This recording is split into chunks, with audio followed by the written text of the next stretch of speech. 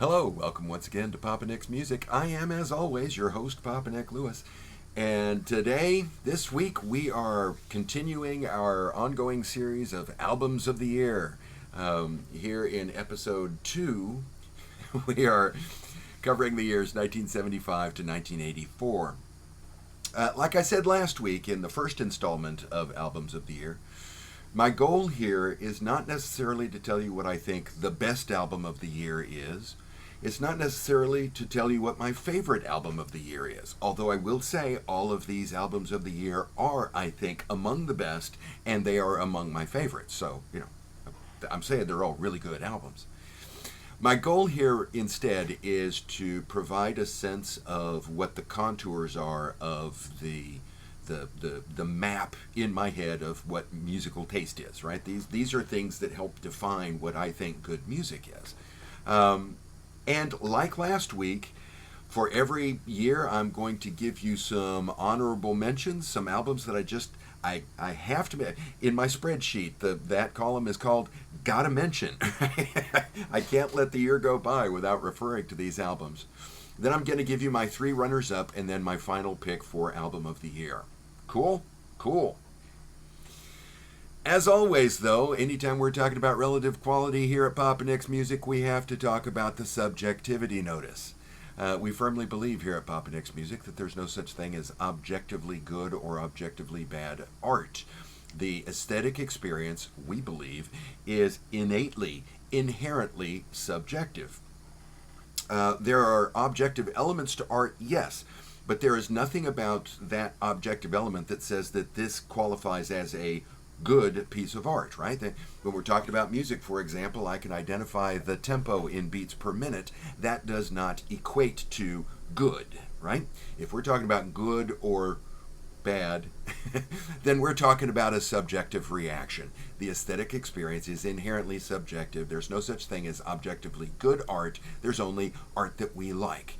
And as long as we keep that in mind, this is a wonderful conversation. It's entertaining, it's informative, it's an opportunity to see the world from somebody else's perspective, and I would argue that is always a good thing. The conversation, though, goes off the rails real quick as soon as somebody in said conversation frames their discussion in terms of being objectively right. So, I'm not making objective claims in this video because I don't think they can be made. I would appreciate it if you'd refrain from doing so in the comments as well. Cool? Cool. This, by the way, is never intended as an attempt to squelch the conversation. If you disagree with me, by all means, log that note down below. I love to hear from you. Just don't tell me that I'm objectively wrong, and we'll be good.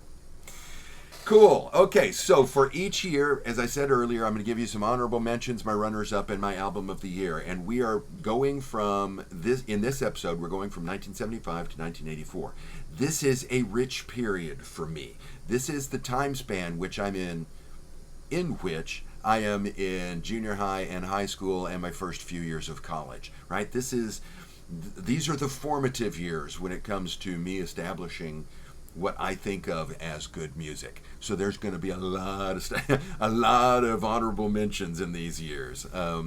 As we get towards the end of the 10-year span, there will be fewer of them, and as we go forward, there will be fewer and fewer as we go. But this year, or this episode, oh my God, we're talking about a lot of records.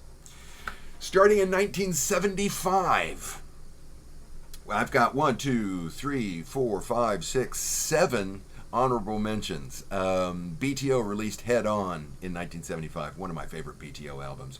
Heart released Dreamboat Annie, which is just a stunner of an album. It's the only Heart album I own. It's the only Heart album I need to own. Sorry, all you diehard Heart fans out there.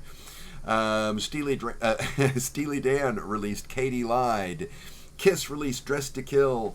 Bob Seger, an artist that I'm not normally a big fan of, released Beautiful Loser, which I think is a fantastic album. Bruce Springsteen released Born to Run, and ELO released Face the Music. All of these are wonderful albums. I think they're all excellent. They're all good guidelines.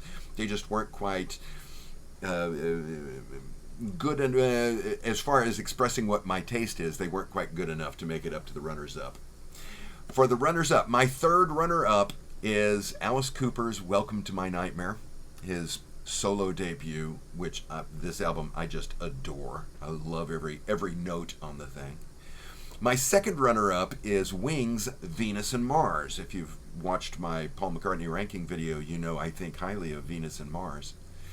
My first runner-up, it almost laid claim to Album of the Year, was or is the Bee Gees with Main Course, because oh my God, is that a fantastic album.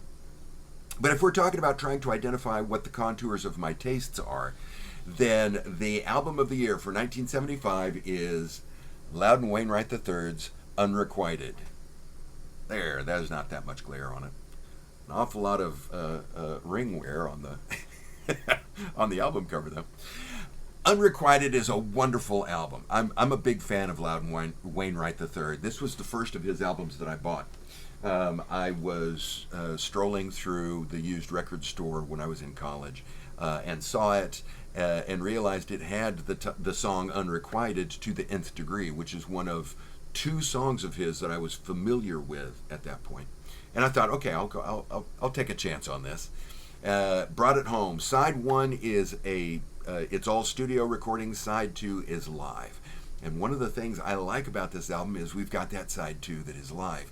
Loudon Wainwright III is a wonderful musician, a wonderful songwriter and performer and all of that, but he really shines when he's playing live. So, big fan of Loudon Wainwright III's Unrequited, my album of the year, 1975. For 1976, a bunch of gotta mentions for 1976. I'm going to plow through this really quickly. We've got Linda Ronstadt's Hasten Down the Wind. Oh my God, I love Hasten Down the Wind. Boz Scaggs' Silk Degrees. Kiss with Rock and Roll Over. Billy Joel's Turnstiles. Neil Diamond. I mentioned Neil Diamond last week in an honorable mention for Taproot Manuscript. This week, the other album of his that I like as an album, and that is Beautiful Noise, produced by Robbie Robertson. We've got Alice Cooper Goes to Hell, another wonderful Alice Cooper solo album. We've got Al Stewart's Year of the Cat. Barry Manilow, oh yes, Barry Manilow's This One's For You, one of my two favorite Barry Manilow albums. And ELO's A New World Record. Wonderful albums, all of them wonderful albums. But when it comes to Album of the Year, my third runner-up is one of my favorite albums by Queen, and that is A Day at the Races. A lot of good Brian May work on A Day at the Races.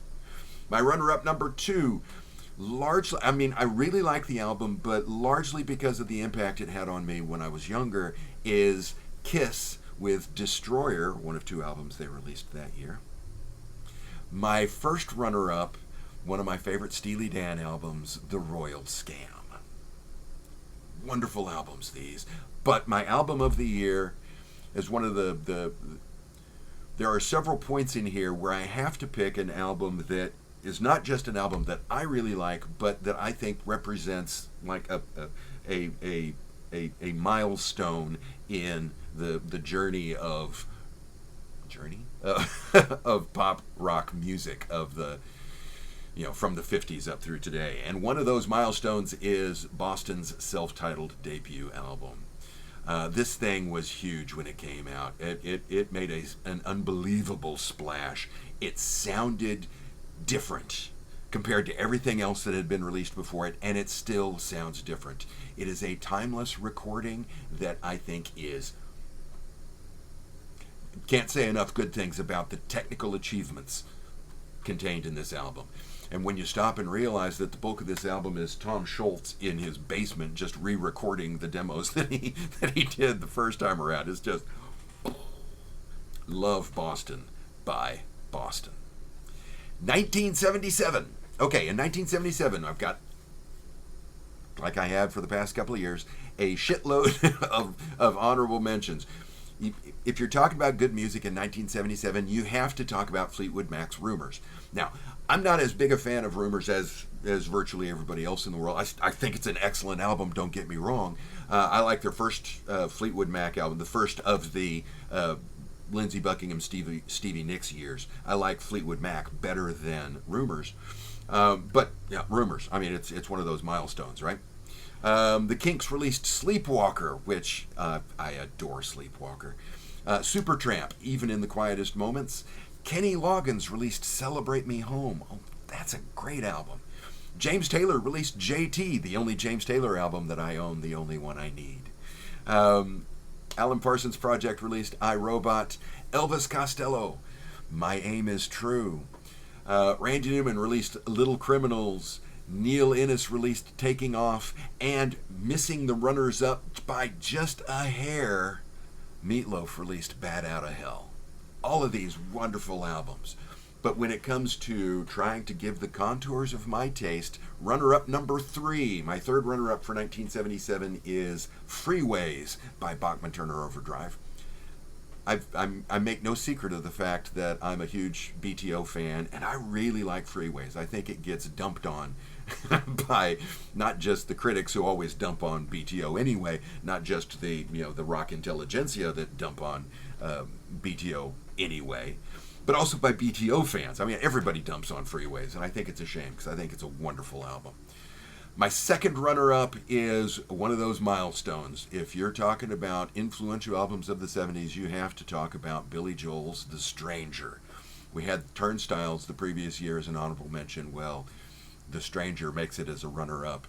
Just as a quick side note, HBO has a documentary on Billy Joel, And So It Goes, that is now streaming on HBO Max or whatever the hell they call it now. If you have 5 hours to spare, because oh my god is this thing long, they split it up into 2 chunks, but it's still 5 hours total running time. It is well worth your effort. If you like Billy Joel, well worth your effort.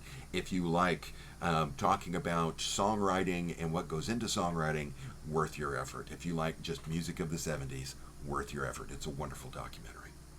My first runner-up for 1977 is Steely Dan's Asia, which is, one of the perfect albums. Everybody agrees Asia is a perfect album, right?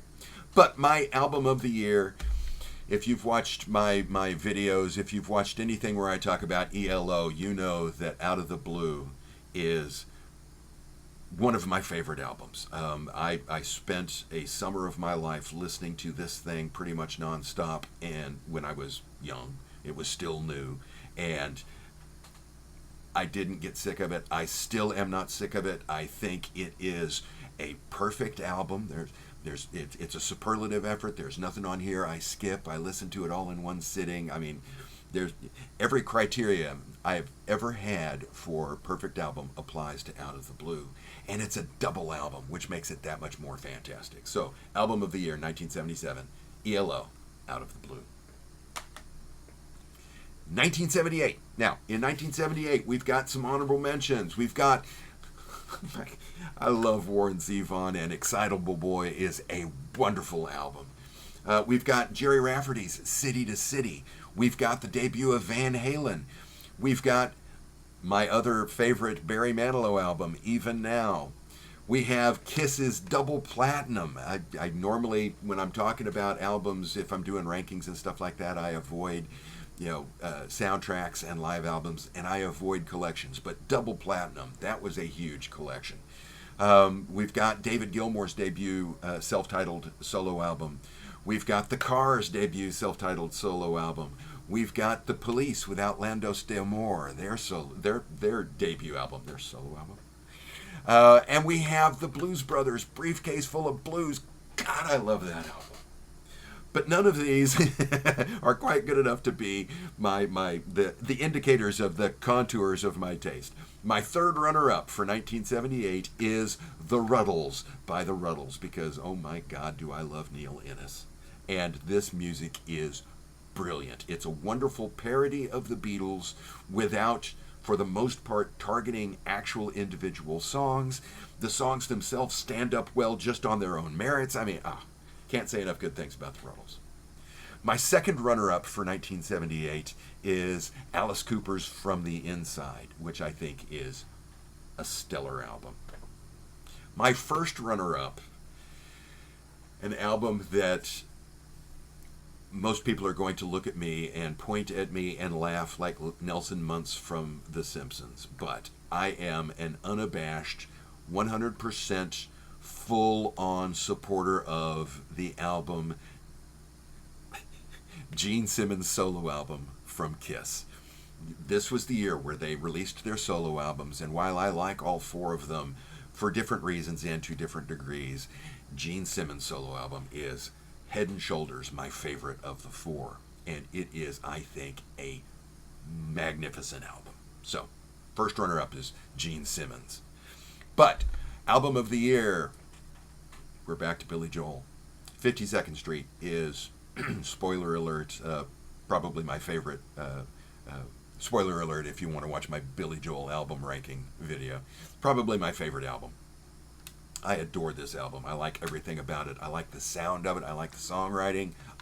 I love it. When I was young and this was new, I had it on cassette. And I would listen to side one and then rewind and listen to side one again, because side one has the hits. My Life and Big Shot and Honesty and Zanzibar. That's side one right there. And I loved that. I listened to that over and over again. And then I finally started listening to the second side. And the second side, I think, now is even better than the first side. Stiletto and Rosalinda's Eyes and Half a Mile Away and Until the Night. Oh, my God. Wonderful album. I love 52nd Street. Album of the year for 1978. For 1979... okay, we've got a bunch, as always, a bunch of these runners-up. We've got Elvis Costello's Armed Forces, which was a great album. We've got the second Van Halen album, Van Halen 2. Creative title on that one. We've got Mike Nesmith's Infinite Rider on the Big Dogma. We've got Dynasty by Kiss. We've got Discovery by ELO. Two albums where bands that were previously seen as being primarily rock are now kind of embracing disco. And we've got Paul McCartney and Wings with Back to the Egg. And, oh my God, I love Back to the Egg. We've got the Kinks with Low Budget. We've got, again, Randy Newman with Born Again, a very highly underrated Randy Newman album. We have Supertramp's Breakfast in America. And finally, we've got Neil Innes's Innes Book of Records. A lot of really good music released in 1979. But when it comes to nominating and then identifying, when it comes to album of the year, my third runner-up is one of my favorite albums by one of my favorite bands that I talk a lot about, and nobody gives a shit. Nobody watches those videos. There's no discussion online about The Knack. Nobody loves The Knack, but man, I love The Knack. My third runner-up is their debut album from 1979, Get the Knack by The Knack. My second runner-up was one of those it's one of those milestones. I mean, if you were alive during this year, it was like a federal law. You had to have a copy of the debut album from Christopher Cross, his self-titled Christopher Cross. It's effectively a greatest hits album. Even if you've never listened to the album, chances are good you've heard virtually every song on there if you've listened to the radio for the last 40, 50 years. My first runner-up is, spoiler alert, if you have not watched my Police album ranking video, my favorite Police album, and that is their second album, Regatta de Blanc. I adore this album, mostly because it's a Stuart Copeland heavy album, and Stuart Copeland is the primary reason why I'm a fan of the Police. But my album of the year for 1979 is another one of my favorite artists, and that is Joe Jackson with Look Sharp. If I'm picking, if I'm nominating from all of these albums of the year, which is the most, indicative, of my taste, which is the most important if you want to understand what I think good music is, this is a contender for that grand champion album of the year title. I adore this album. I love the songwriting, but I love the music of it. It's frustratingly close to faux reggae, and I'm not a big fan of real reggae, and I really don't care for faux reggae, even though I like the Police a lot, and they do faux reggae. And I like the first few Joe Jackson albums, and he gets close to faux reggae on those. But what I really love about Look Sharp, in addition to what I think is stellar songwriting, is the emphasis on Graham maybe as the bassist, as the melodic driver of the song. We've got a guitarist, a very good guitarist in Gary Sanford, but he doesn't do guitar solos. They do bass solos. I love that. I love Look Sharp. Great album. And it's my album of the year, 1979. 1980. Bunch of good albums here. Not quite as many honorable mentions as we've had over the past few years, but, still a bunch. We have Billy Joel's Glass Houses came out this year. Oh my God, do I love Glass Houses. We've got our third Van Halen album, Women and Children First, I think is a very strong album. We have the Kinks live album, One for the Road. I don't normally talk about live albums and compilations and soundtracks and stuff like that when I'm talking about albums, but here I get to, and One for the Road is a fantastic live album. We've got The Game from Queen. I love The Game. It's a great album. We've got Daryl Hall and John Oates' Voices. Fantastic album. We have the Police's Zenyatta Mondatta. And while we're talking about live albums and soundtracks, we've got another Queen album here, the soundtrack to Flash Gordon. Oh my God, do I love that soundtrack. I love that movie. I like everything about Flash Gordon. I think it's fantastic. Yes, it's campy, and it's glitzy. It's you can scratch the gilt. It's not even gilded. It's spray painted gold, and you can scratch it off with your thumbnail. But I still love it. I think it's a fantastic movie. But when it comes to defining what I think good music is, my third runner-up for 1980 is the Alan Parsons Project with Turn of a Friendly Card. A wonderful album. Was the first. I was aware of iRobot when it came out, but I wasn't a big fan of it then. I am a big fan of it now. I had never heard of the Tales of Mystery and Imagination, and I'm still not a huge fan of that. I mean, I don't think it's a bad album. I'm not as fond of it as most diehard Alan Parsons Project fans are. Turn of a Friendly Card, though. Oh my gosh. Bam. I love that one. And it's from this point on that, okay, I'm at this point, I'm now an Alan Parsons Project fan, and I'm going back and I'm backfilling, and I'm looking for things like Eve and Pyramid and stuff like that I had skipped over before. My second runner-up is one of my favorite albums by Kiss. I gotta have Kiss in here. And it's like Freeways from BTO. It's one of those albums that, everybody who is not a Kiss fan shits on this album because it's a Kiss album and they think Kiss is shit. And most Kiss fans shit on this album because they don't like it either. But I love Unmasked. I think it's a great album.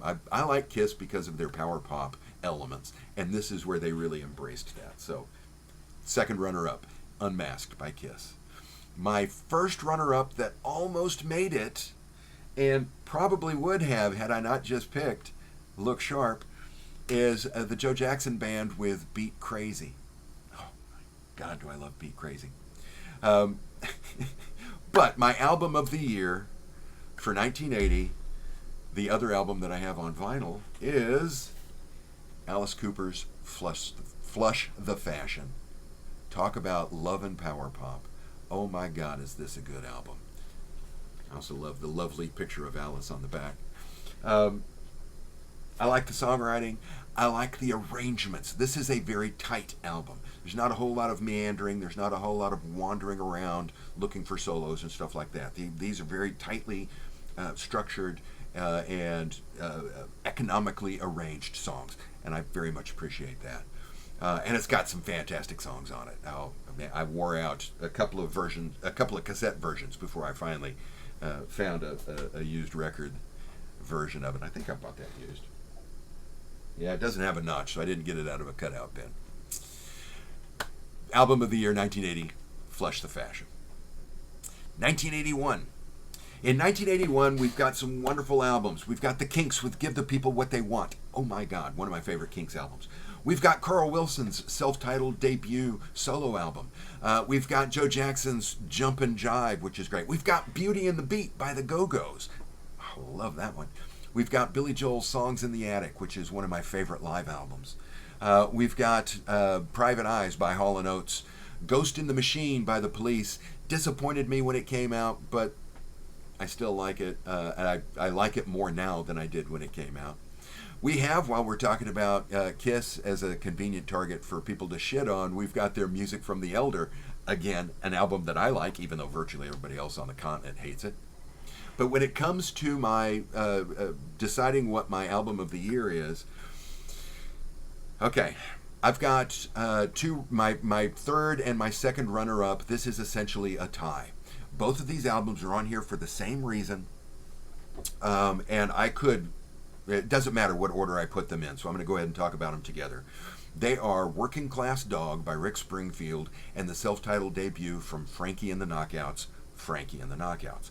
I liked both of these albums because, number one, I was drawn to the album because I really liked the hit single, Jesse's Girl from Working Class Dog and Sweetheart from Frankie and the Knockouts.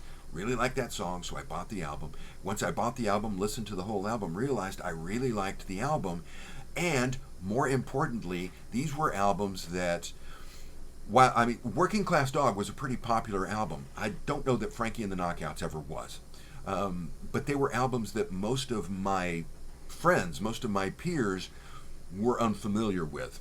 They hadn't listened to it, certainly hadn't bought it, but they hadn't listened to it. And these were albums that I would play, and friends, if we're riding around on a Friday or Saturday night looking for something to do because we live in rural Oklahoma and what the hell else are you going to do except drive around all night, I would play, this album in the car, and my friends would say, "Oh, I like this. What is this?" Right?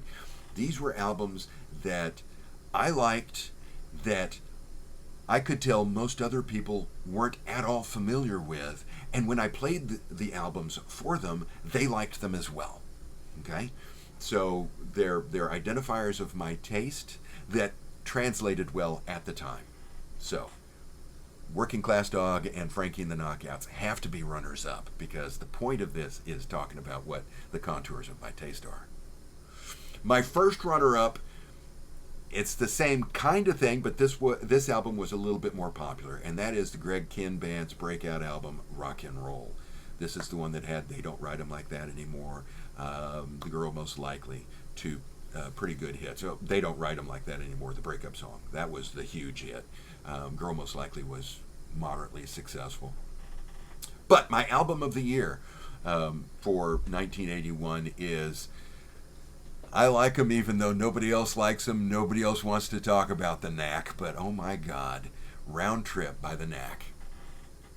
If you have never listened to this album, please go to your streaming service of choice and listen to Round Trip by the Knack.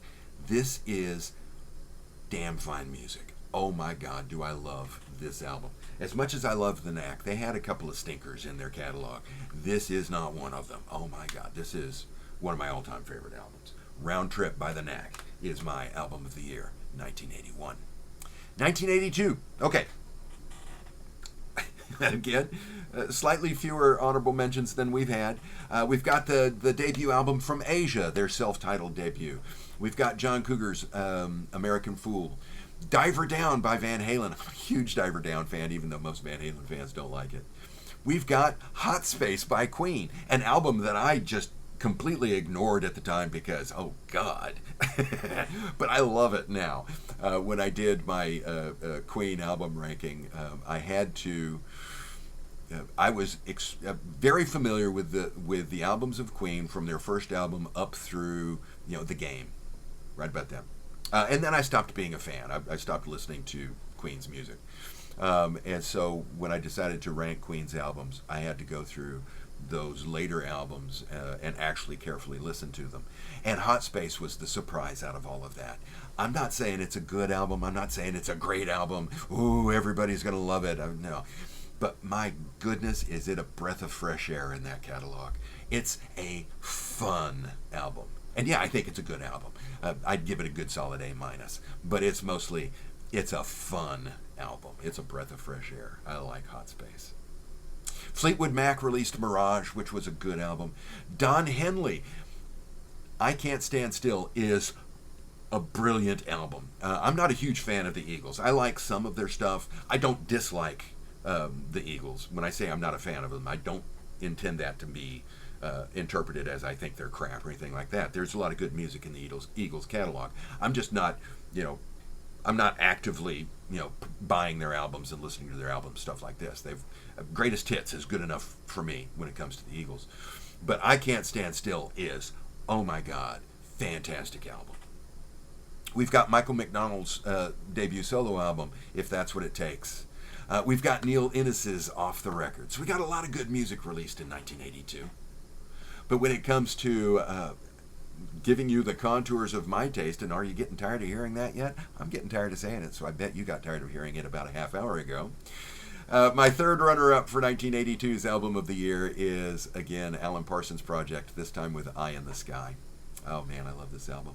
My second runner-up is Billy Joel's Nylon Curtain, because oh my God, that's a fantastic album. My first runner-up is Joe Jackson's Night and Day. Oh my God, is that a good album? And these are all three, they're arguably perfect albums. They are, I mean, head and shoulders above most of what is released, most of what was released before, most of what was released after. I mean, it's hard for me to... And so what am I putting above these as my album of the year? Donald Fagen's The Night Fly. Oh my God, is this a fantastic album? This is everything I like about Steely Dan without the obsessive focus on skeevy people. If I've got a complaint about Steely Dan songs, it's that they tend to focus on guys who are just, Deacon Blues, for example. I love the song Deacon Blues, don't get me wrong, but this is not a guy I ever want to meet, the focus on the dregs of humanity, it gets a little wearing after a while. When you listen to a lot of Steely Dan, if you're really paying attention to those lyrics, you can have an existential crisis, and you're not going to have that listening to The Night Fly. So, yeah, all the benefits of Steely Dan without the existential dread. But I love Donald Fagen's The Night Fly. It is my album of the year, 1982. 1983. Oh, we're getting close to the end now. We've got some honorable mentions here. Randy Newman released Trouble in Paradise, which is a fantastic album. He had his second actual honest-to-God hit with I Love L.A. Carl Wilson released his follow-up solo album, Youngblood, which is not... elements of it are not as good as the first album. It is a little bit more up-tempo. It was produced by Jeff Skunk Baxter, and I really like Jeff Skunk Baxter, so I had high hopes. But it's a little on the dated side, and some of the songs... But overall, a very good album. We've got the soundtrack from the movie Local Hero, one of my favorite movies.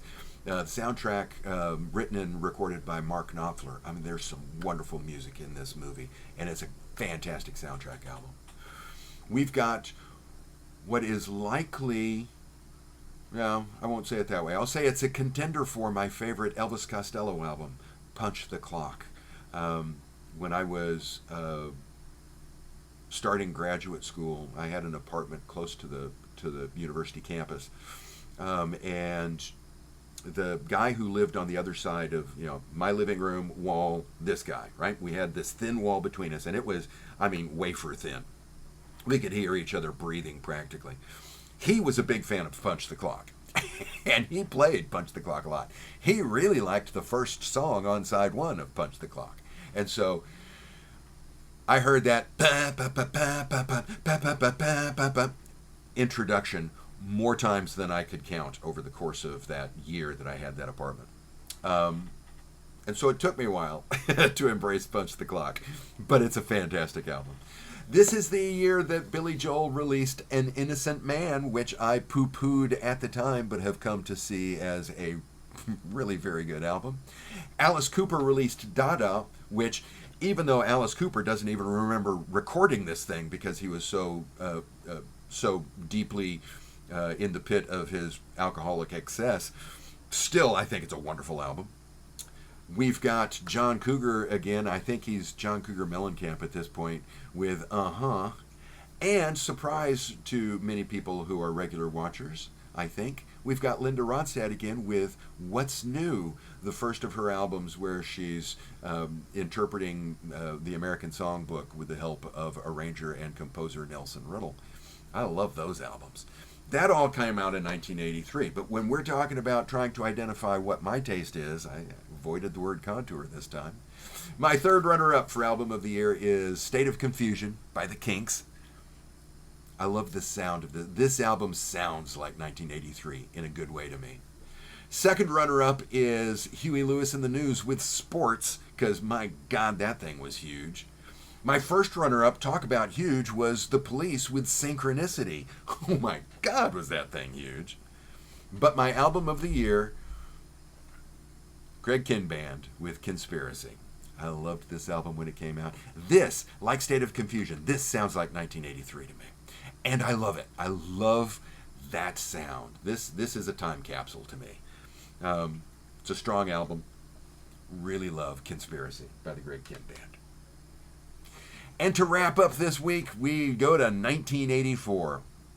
1984 saw some excellent releases from members of Fleetwood Mac. Christine McVie's self-titled solo album, Christine McVie. Lindsey Buckingham's Go Insane. Both wonderful albums. Love them both. The Kinks released Word of Mouth, an excellent album. Linda Ronstadt released her second Nelson Riddle collaboration, Lush Life. Love that album. But when it comes to Album of the Year, my third runner-up is, you can't talk about 1984 without talking about Bruce Springsteen's Born in the USA. Another one of those that it's essentially a greatest hits album, because even if you've never listened to the album, you've heard virtually all of these songs. My second runner-up, talk about milestone, Van Halen with 1984. Couldn't swing a dead cat in 1984 without hitting a copy or hitting a song off of that album. My first runner-up is the David Gilmour solo album, About Face. Oh my God, do I love listening to David Gilmour. But, Album of the Year for 1984, my Joe Jackson love continues, this time around with Body and Soul. I love this album. I love the way this album was recorded. At this point in his career, Joe Jackson is doing, he's changing something when he records the next album. There's some element of change to it. And the change that went into this album was that it was recorded in a live setting in a concert hall kind of a setting. I don't, off the top of my head, I don't remember the actual name of the venue where they recorded it. But it was recorded in a large space with the band playing together to get that natural reverb from the space. And I love the way it sounds. Oh my God, the songwriting is very good, but the sound on this album is, I love it. It also has Not Here, Not Now, which just breaks my heart every time I listen to it. Oh, I love this album. Be My Number 2, Happy Ending, the hit, You Can't Get What You Want Till You Know What You Want. Oh, album that's chock full of great songwriting, but sounds wonderful. And those are my albums of the year from 1975 to 1984. What do you think? Do you agree? No. Do you disagree? Yeah, of course you do. Drop that note down below. I always love hearing from you. If you enjoyed today's video, I'd appreciate it if you'd click the like button. And while you're down there clicking, if you haven't already done so, I'd appreciate it if you'd click the subscribe button. It costs you nothing, but it means the world to me, so I very much appreciate it. Thanks for hanging out with me today, and I hope that the rest of your day is glorious. See you soon.